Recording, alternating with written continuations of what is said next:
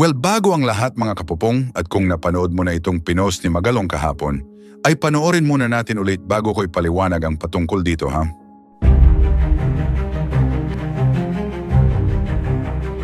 Kano ho ba ang kinikita ng ating members araw-araw?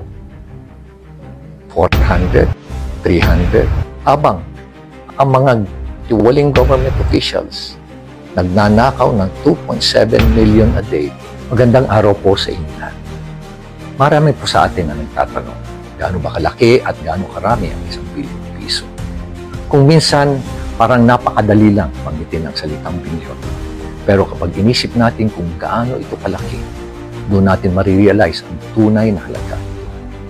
Narito po ang itsura ng 1 billion piso. Kung ito ay nasa tig-1,000, aabutin ito ng 1 milyon na piraso ng tig-1,000 bills. Isipin niyo po, 1 milyon na piraso kung pagpapatong-patungin, halos kasing taas ng isang gusali. Kung ihahanay naman to, aabot ito ng mahigit na 1 kilometro. At kung ikukumpara natin ang isang ordinaryong manggagawa, ay kailangan magtrabaho ito ng libu-libong taon para makaipon ng 1 bilyon. Napaka-imposible. Kaya hindi po biro ang halaga nito. Kaya bilang inyong lingkod bayan, tungkulin namin na siguraduhin na bawat sentimo, bawat piso ay ginagastos ng wasto at maayos para sa kapakanan ng lahat. Ang pera ng gobyerno ay hindi para sa iilan at dapat natin pangalagaan. Taon-taon na lang, bilyon-bilyong piso ang minanakaw. Alam niyo po ba na if you're stealing 1 billion a year, you're actually stealing 2.7 million a day. Ganito po ang itsura ng 2.7 million pesos. Magkano ho ba ang kinikita ng ating mga vendors araw-araw? 400, 300. Yung mga jeepney at yung mga taxi drivers, magkano po? 600, 700 na good day. Magkano po ang allowance ng mga kabataan ngayon? 25 pesos, 50 pesos, 100, 150. At paano naman po ang ating mga sundalo na ang kanilang allowance para sa kanilang araw-araw na pagkain nasa 350 pesos lang at nakikipaggera pa po yan ngayon. Habang ang mga tiwaling government officials nagnanakaw ng 2.7 million a day, wala pa hong tax yan. Nung nakaraang araw, nakita po natin ang mga perang nakapatong po sa mga lamesa during congressional hearings. Para malaman po kayo at magkaroon kayo ng idea kung gaano po ang halaga nito. Sa 1 milyon, ganyan po ang itsura niya. Sa 5 million pesos, ito naman po ang itsura niya. At ang 10 milyong piso, ito naman po ang itsura. At ano naman ang dimension ng 1 billion piso? Pag in-stack mo ang 1,000 peso bills, 5 feet by 5 feet by 4 feet. At dito po malinaw ang ating paninindigan. Walang puwang ang katiwalian. Walang puwang ang pag-aaksaya. Ang pera ng bayan ay dapat gamitin ng may malasakit at pananagutan. Maraming salamat po at muling sama-sama nating bantayan at pahalagaan ang yaman ng bayan. Si Mayor Benjamin Magalong na nagsisilbing Special Advisor ng Independent Commission for Infrastructure ay nagsagawa kamakailan ng inspeksyon sa mga flood control projects sa La Union. Kasama niya si Public Works Secretary Vince Dizon sa pagtungo sa mga bayan ng Bawang at Tubao kung saan kanilang natuklasan ang ilang proyekto na hindi pa tapos, may mga pagkukulang at may ilan ding tila walang aktual na aktibidad. Sa Barangay Kalumbaya, natuklasan ang isang proyekto na nagkakahalaga ng mahigit 180 milyong piso. Dapat sana ay nakumpleto ito noong Marso, ngunit nakita nilang may mga parte pa ring inaayos at ilang materyales na hindi maayos ang pagkakakabit. Sa Barangay Anduya, Tubao, isang proyekto na nagkakahalaga ng 50 milyon ang siniyasat, habang sa Barangay Rizal ay iniulat naman ang isang ghost na proyekto na walang malinaw na ebidensya ng konstruksyon. Anyway, mga kapupong, tinukoy ni Magalong na may ilang daang proyekto sa Ilocos Region na may kabuuang pondong umabot sa 39 na bilyon 300 milyong piso. Dahil dito, ipinasuspindi muna ang ilang proyekto habang isinasagawa ang investigasyon upang masuri ang kalidad at pagiging wasto ng mga ito. Bukod dito, nagbigay pahayag si Magalong hinggil sa mga puna ni dating Senador Antonio Trillanes. Ayon sa kanya, mas mabuting tanggapin na lamang ang mga tanong at intindihin ang proseso kaysa magpalaki ng diskusyon. Mariin din niyang itinanggi ang mga usapin tungkol sa umano'y pagbibitiw bilang alkalde ng Baguio. Kasabay nito, iginiit ni Magalong na nararapat lamang na humarap sa inquiry ang mga pangunahing opisyal ng pamahalaan, kabilang si Martin Romualdez at ilan pang mataas na leader. Ani Magalong, mahalagang malinaw ang pananagutan ng lahat sa mga kontrata at paggamit ng pondo upang matiyak na ang tiwala ng taumbayan ay hindi mawawala. Naniniwala si Magalong na oras na upang mapabilis ang mga investigasyon ng grupo nila. Para sa kanya, kailangang ipakita na ang mga proyekto ng pamahalaan ay para sa kapakinabangan ng mamamayan at hindi nagiging dahilan ng pagdududa. Well, isang mabilisan lang muna ha. Actually, sa mga oras na ginagawa ko itong video na ito marami ng mga videos ang kumakalat ngayon sa internet patungkol sa mga gamit o sa mga office things galing sa opisina ni Romualdez ang inililigpit at kinukuha na. Which is sumakto naman yan sa balita kahapon na ngayong araw daw sasabihin na officially ang papalit sa kanya bilang House Speaker. Pero ang malaking tanong ngayon ano ba talaga ang nag-push kay Romualdez upang bumaba bilang Speaker? Yan ba ay dahil sa pressure na nangyayari ngayon? O yan ba dahil sa takot na posibleng mangyari sa Pilipinas? Na-remember mga kapopong ha? Alam nyo naman siguro ang mangyayari sa araw ng Linggo, which is maraming mga very exclusive subdivisions ngayon sa Metro Manila ang naghahanda na patungkol sa magaganap sa Linggo. Or in short ang karamihan kasi ng mga politiko ngayon ay nakatira sa mga exclusive subdivisions na yan. Well, meron pa nang unverified photo na lumalabas ngayon na pati daw di umano ang gate ng bahay ni Romualdez ay pinataasan muna sa ngayon. Well, nararamdaman na ba nila na posibleng merong mangyaring hindi inaasahan sa Linggo? At yan rin ba ang dahilan sa kung bakit ang ilan sa mga sangkot na politiko ngayon o yung mga politikong mainit sa mata ng mga Filipino biglang unti-unting umaalis ng Pilipinas ngayon? Bakasyon lang ba talaga ang kanilang gagawin o takot sila sa mangyayari sa Linggo? Well, may point ba mga kapupong? Anyway, ito pa yung bagong balita. Si Martin Romualdez ay nakatakdang lisanin ang kanyang posisyon bilang Speaker ng House of Representatives ayon sa mga source. Inaasahan na mapupunta ang pamumuno kay Isabela Representative Faustino Boji D. III ayon sa mga taong may alam sa usapin. Kahapon ang sesyon ng House ay natapos agad sa loob lamang ng 30 minuto dahil sa mga ulat na may nagaganap na pagbabago sa pamunuan. Kasabay nito, nagpapatuloy ang pagsisiyasat ukol sa mga irregularidad sa flood control projects. May mga nagsabi na posibleng mag-leave muna si Romualdez. Ayon sa rules ng House, kung magkakaroon ng bakante, isa sa mga deputy speaker ang pansamantalang gaganap sa tungkulin. Kung hindi sila magkasundo sa pagpili ng kapalit sa loob ng isang araw, gagamit ng proseso ng bunutan upang magtalaga ng bagong mamumuno. Sinabi ni Navotas Representative Toby Chanco na maaaring mangyari ang pagbabago sa Miyerkules. Gayunman, ayon sa kanya, hindi ito magkakaroon ng malaking epekto kung wala ang suporta ng Pangulo. Idinagdag niya na wala umanong makakagalaw sa House kung walang respeto at konsiderasyon mula sa Malacanang. Bago ang mga ulat ng pagbibitiw, nakipagpulong si Romualdez sa mga leader ng malalaking komite ng House upang repasuhin ang mga isyu at hamon na kinakaharap ng kapulungan. Sinabi niya na dapat ipagpatuloy ang mga investigasyon sa mga alegasyon ng irregularidad upang malinawan kung ano ang kailangang malaman ng publiko.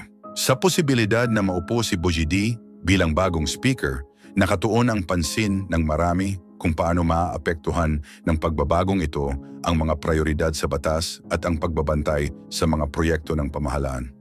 Para sa mga taga-Masid, mahalaga ang panahong ito upang makita kung mas lalakas ang mekanismo ng pananagutan sa loob ng House, lalo na kaugnay ng mga kontrobersya sa kanilang public infrastructure projects.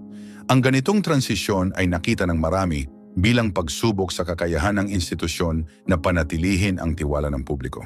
Sa mga oras na tumitindi ang usapin sa pamumuno, malinaw na mananatiling mahalaga ang maayos na koordinasyon ng lehislatura at ehekutibo upang masiguro ang pagpapatuloy ng mga programa para sa mga mamamayan. Actually, ganito kasi yan.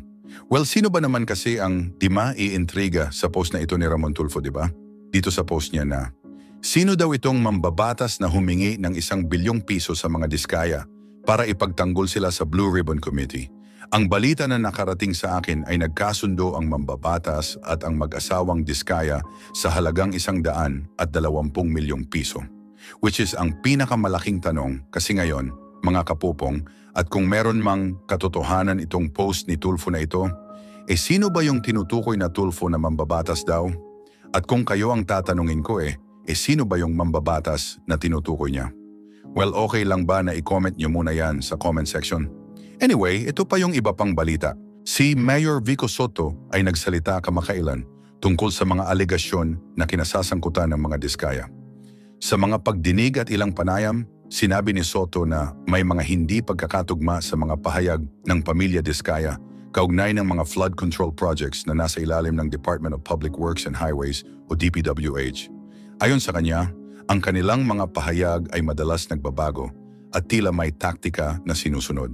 Sinabi pa ni Soto na ayon sa mga diskaya, ang kanilang kita mula sa mga proyekto ay nasa 2 hanggang 3% lamang. Ngunit para sa kanya, mas makatotohanan na ito ay nasa pagitan ng 10 hanggang 15%. Dahil dito naniniwala siyang may plano na guluhin ang usapan upang sa huli ay mawalan ng linaw at hindi magbunga ng malinaw na resulta ang mga kasong ito.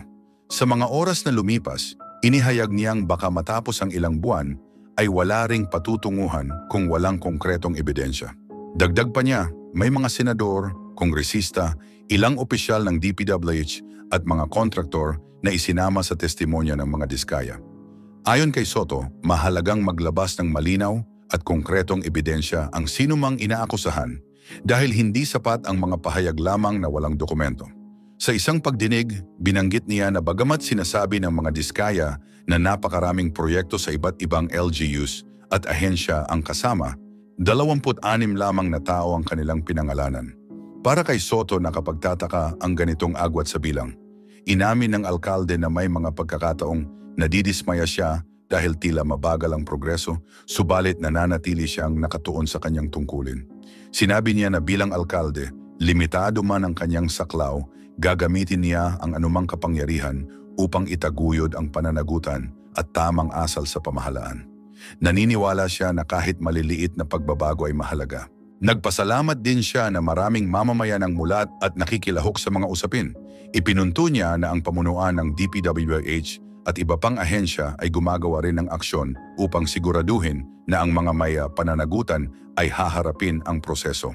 Ngunit nagbabala rin si Soto na may mga grupo ang sinusubukang maghasik ng kalituhan sa pamamagitan ng maling impormasyon na ipinakakalat.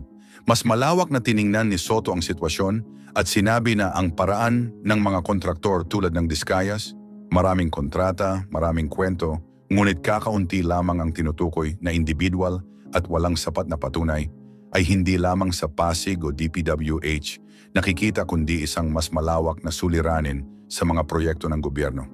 Gayunpaman, ipinagmamalaki niyang sa Pasig, halos lahat ng maling gawain ay natigil na. Sa kabila ng mga hamon, nananatiling umaasa si Soto. Naniniwala siya na posible ang mas malinaw at tapat na sistema kung magpapatuloy ang pagkilos ng mga mamamayan. Hinikayat niya ang lahat na huwag baliwalain ang maliliit na maling gawi tulad ng pagbibigay ng suhol para sa simpleng pabor. Para kay Soto, ang normalisasyon ng katapatan, pananagutan at tamang asal ang tunay na paraan para umunlad ang ating bansang Pilipinas. Actually, ganito kasi yan, mga kapupong. At please makinig kayo mabuti ha.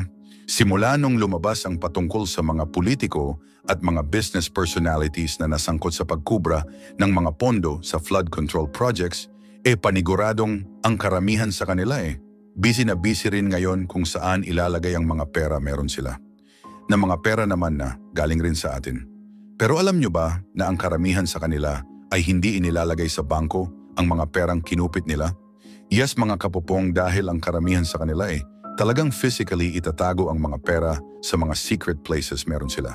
Yung iba ay sa mga kondo meron sila. Yung iba ay sa mismong mga mansion meron sila o sa mga bunkers o mga underground places meron sa kanilang mga bahay. At yun iba pa nga ipinapahawak muna sa mga kamag-anak meron sila. Well, hindi na bago yan, di ba? Which is yung iba pang mga politiko sa ibang bansa pa nila idinideposito ang mga pera nila. Well, kaya't huwag na kayong magtaka ngayon sa kung bakit ang ilang mga nasangkot sa flood control projects still nakukuha pang ngumiti kahit dawit sila sa mga issue. Pero ang kagandahan naman ngayon mga kapupong sabihin man nating hindi magkakaalyado itong mga batang politiko na ito. Pero still kahit papaano meron tayong nakikitang pag-asa sa mga ito dahil sa kagustuhan nilang tapusin ang korupsyon dito sa bansa natin. Well, sana dumami sila, di ba? Anyway, ito pa yung bagong balita. Si Pasig City Mayor Vico Soto ay muling umani ng atensyon sa publiko dahil sa kanyang matatag na paninindigan laban sa irregularidad sa mga proyekto ng pamahalaan, partikular sa mga flood control programs. Sinabi niya na matagal nang may katiwalian sa mga proyektong ito, dahilan upang mawalan ng proteksyon ang mga komunidad kahit malaking halaga na ang inilaan. Sa halip na maresolba ang pagbaha, may ilang proyekto umano na naging paraan para kumita ang ilang individual. Ipinaliwanag ni Soto na hindi lamang maliliit na kontratista ang dapat sisihin. Binigyang diin niya na maging ang mga matataas na opisyal ay dapat ding suriin. Sa kanyang pahayag, sinabi niyang may mga senador, congressman at ilang opisyal ng Department of Public Works and Highways na hindi makaiiwas sa mga tanong ukol sa mga questionableng transaksyon. Bagamat hindi siya nagbanggit ng pangalan, nilinaw niya na dapat fair ang pananagutan anuman ang posisyon ng isang tao. Nagbigay rin siya ng babala ukol sa pagkalat ng maling impormasyon. Paalala niya, may mga grupo na kayang gumawa ng kwento na malayo sa katotohanan at ang layunin ay lituhin ang publiko o ilihis ang usapan mula sa totoong isyu. Hinikayat niya ang mamamayan na maging mapanuri at huwag basta-basta maniwala. Sa mga oras na inilalabas niya ang mga ganitong pahayag, nananatili pa rin ang kanyang mahinahong anyo, ngunit matatag ang paninindigan. Aminado siya na malalim na ang ugat ng katiwalian at hindi ito mawawala agad, ngunit naniniwala siyang ang pagiging tapat at malinaw ang pinaka-epektibong paraan upang ito ay harapin. Sa pamamagitan ng paglalantad ng mga mali sa gobyerno, nais niyang hikayatin ang mga pagbabago hindi lamang sa Pasig kundi sa buong bansa. Maraming Pilipino ang sumasang-ayon sa kanya dahil matagal nang nakikita kung paanong ang pondo para sa mga infrastruktura ay nauuwi sa maling paggamit. Sa bawat tagulan, patuloy pa ring lumalala ang pagbaha kahit na bilyon ang inilaan para rito. Binigyang diin ni Soto na ang tunay na pagbabago ay nangangailangan ng aksyon mula sa pamahalaan at pagbabantay mula sa publiko. Ayon sa kanya, kahit makapangyarihan pa ang tao, hindi dapat ito maging hadlang sa paglalantad ng katotohanan. Bagamat may nagsasabing maaaring magbunga ng matinding pagtutol ang kanyang pagiging prangka, malinaw na ipinaabot ni Soto na maninindigan siya sa kanyang prinsipyo. Para sa kanya, ang pondo ng bayan ay para sa mamamayan at hindi para sa pansariling interes lamang.